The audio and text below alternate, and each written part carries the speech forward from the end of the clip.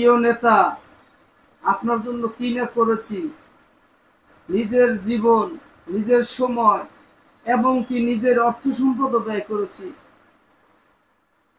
আজ তার প্রতিদান পেলাম এই, আমাদের বিপদে রেখে আপনি আজ পলাতক। আমরা ছোটখাটো নেতা কর্মীরা কেউ জেলে পচে মরছি, কেউ আবার পালিয়ে বেড়াচ্ছি।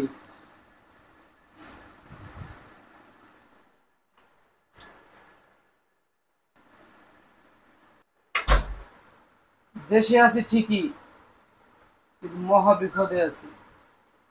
প্রিয় নেতা। কি অবস্থা ভাইয়া?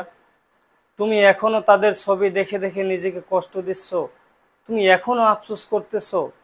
আর আফসোস করে কি বা লাভ বলো? তারা তো ক্ষমতাতেও নেই।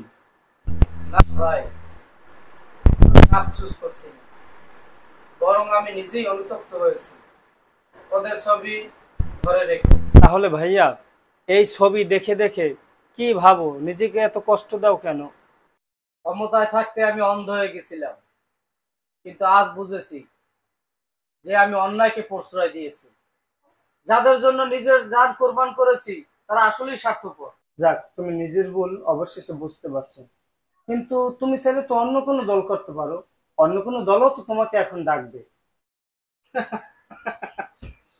তারা আগেই আমাকে ডেকেছিল, কিন্তু তাদের কাজ কি ভিন্ন? তারাও তো একই রকম। এক হাত থেকে অন্য হাতে জুলুম যাবে, কিন্তু ন্যায় আর আসবে না। তাদের নাম আলাদা ঠিক, কিন্তু কাজ তো একই। মুখের ভাষা পাল্টেছে, কিন্তু নীতি একই হবে। সারাদিন রুমের ভিতর চুপটি করে বসে থাকো, এত কি ভাবো?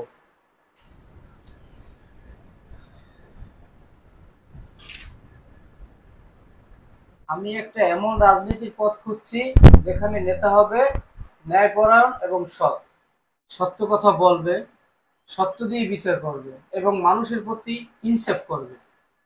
সকল মানুষ ভরসা করে তার উপরে রাষ্ট্রের দায়িত্ব দিতে চাই।